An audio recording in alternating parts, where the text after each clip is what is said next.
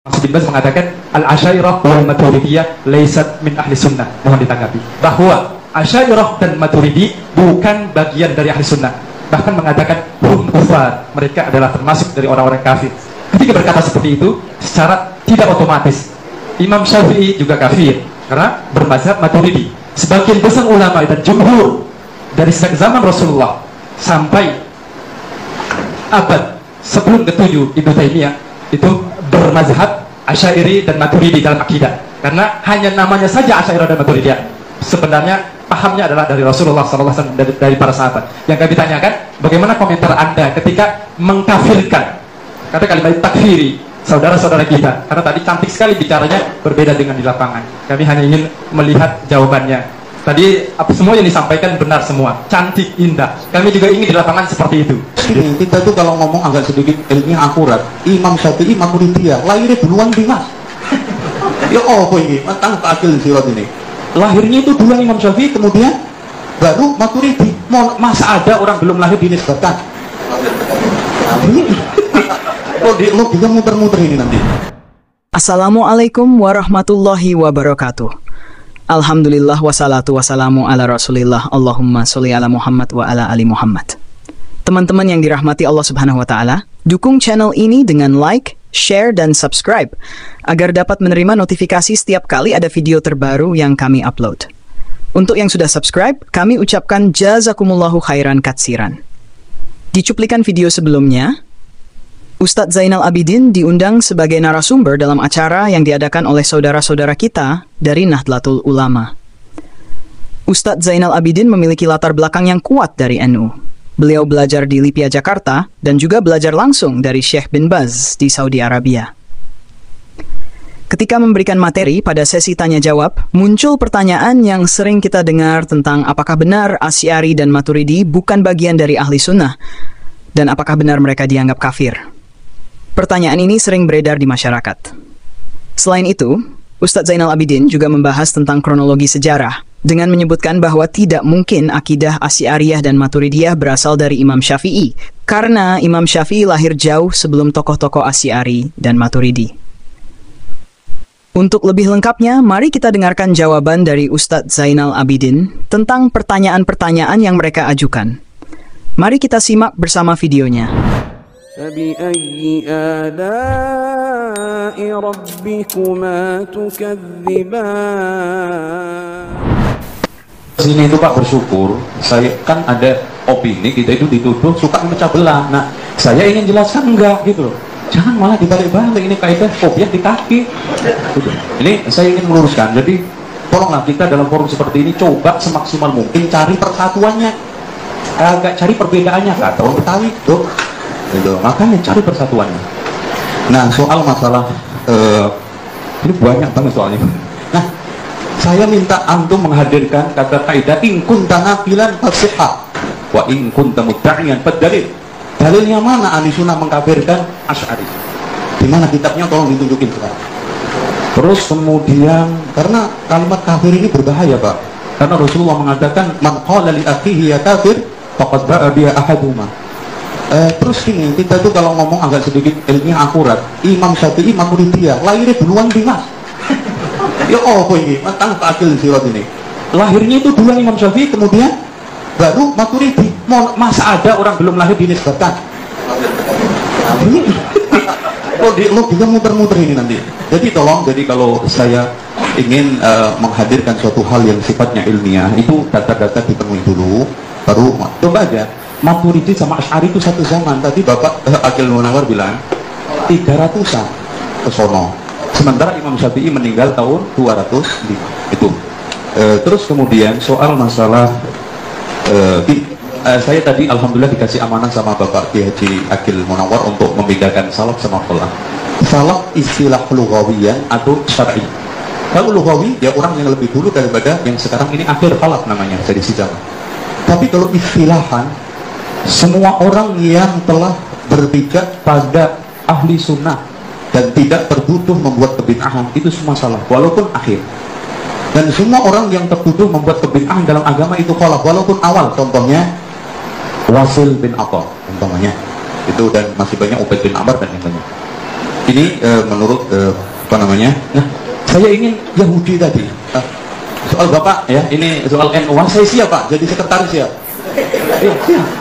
Saya datang ke sini lebih bawa baju NU. Cuman katanya Gus Dur, NU itu ada dua, NU kitab sama NU organisasi. Nah, yang NU nyelentang-nyelentang itu jarang baca kitab.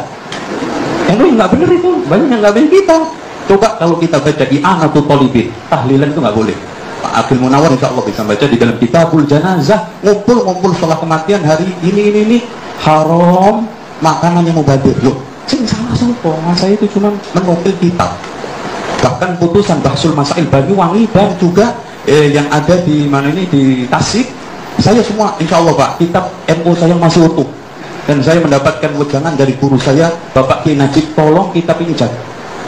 Dan tolong terus terang Pak, yang tukang nonton Gus Dur dulu di Jombang saya, nonton kemana-mana itu.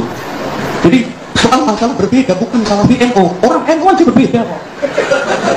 Antum nggak percaya Gus Dur sama Muhaimin Iskandar beda nggak? Loh, antum ingin cari perbedaan ini, tapi saya senang hadir ke sini cari persatuan bersama. Soal Salafi yang mana? Antum sekarang melihat ajarannya apa orangnya? Tapi kalau orangnya maaf Pak, Salafi itu beda-beda orangnya. Contoh Salafi saya dengan Abu Bakar, jelas hebatan Abu Bakar. Tapi kita ingin mencari ajarannya kan? Soal orangnya beda-beda. Namanya orang nggak maksum, antum buat nilai suatu ajaran akan kacau. Makanya Muslim itu lebih baik dinilai dengan Islamnya, bukan dengan Muslimnya. Muslim orang tolongan itu datang ke masjid nyolong sandal. Makanya di mana-mana Pak lihat itu amplifier di masjid itu kan di kerangkeng. Emang marmut? Enggak, karena dicolong orang takut. Makanya ada dialog antara sopir Kristen sama Islam, menang sopir Kristen.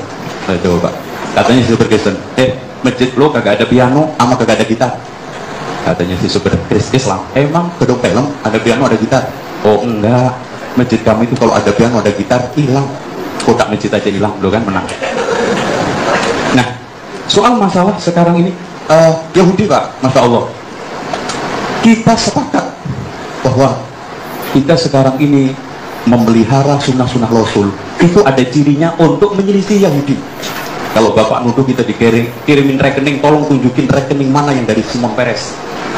Kalau sekarang rojak didanai, tolong tunjukin rekeningnya.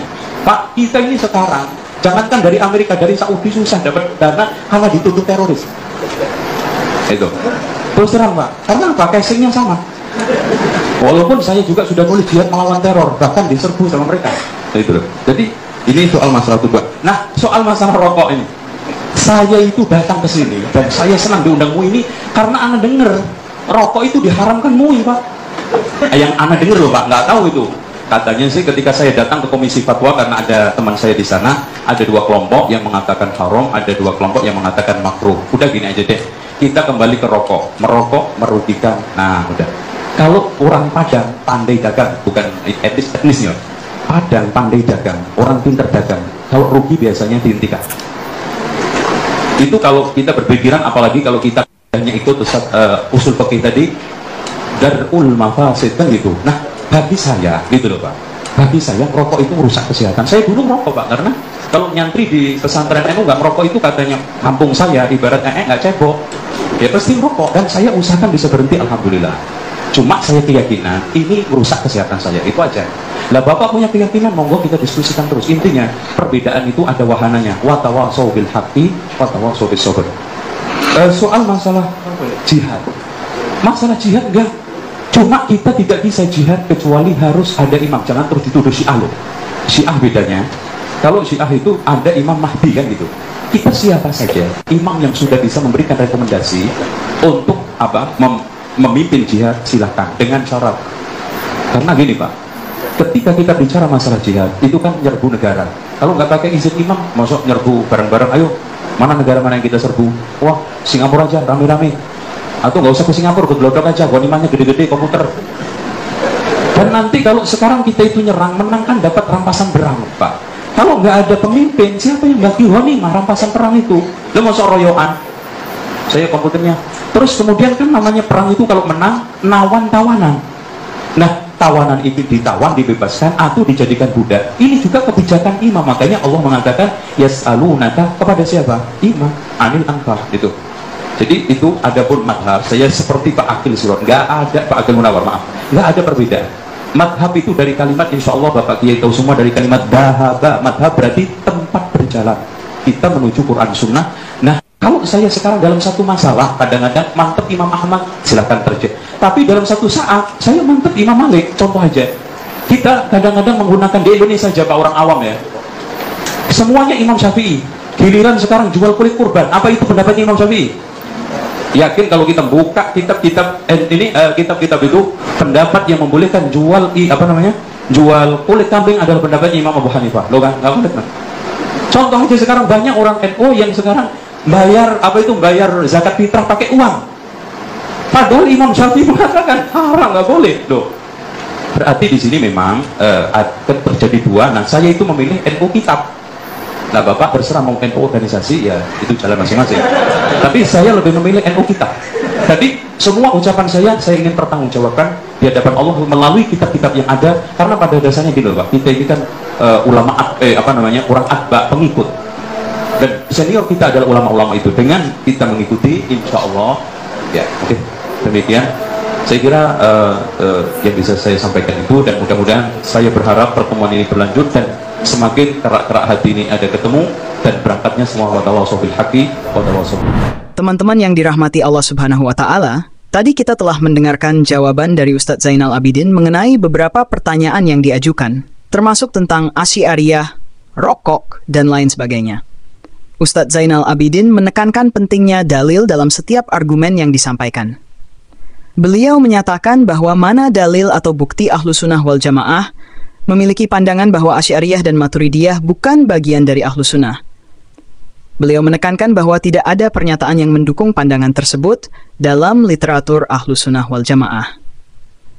Selain itu, Ustadz Zainal Abidin juga membahas tentang kronologi sejarah dengan menyebutkan bahwa tidak mungkin akidah Asy'ariyah dan Maturidiyah berasal dari Imam Syafi'i, karena Imam Syafi'i lahir jauh sebelum tokoh-tokoh Asy'ari dan Maturidi. Lebih lanjut, Ustadz Zainal Abidin menjelaskan bahwa NU memiliki dua aspek, yaitu NU kitab dan NU organisasi.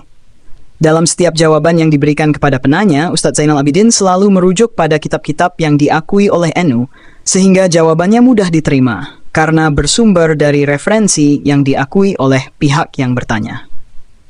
Demikian video yang kita bagikan kali ini. Semoga dapat memberikan manfaat dan pencerahan bagi kita semua. Barakallahu fikum. Wassalamualaikum warahmatullahi wabarakatuh.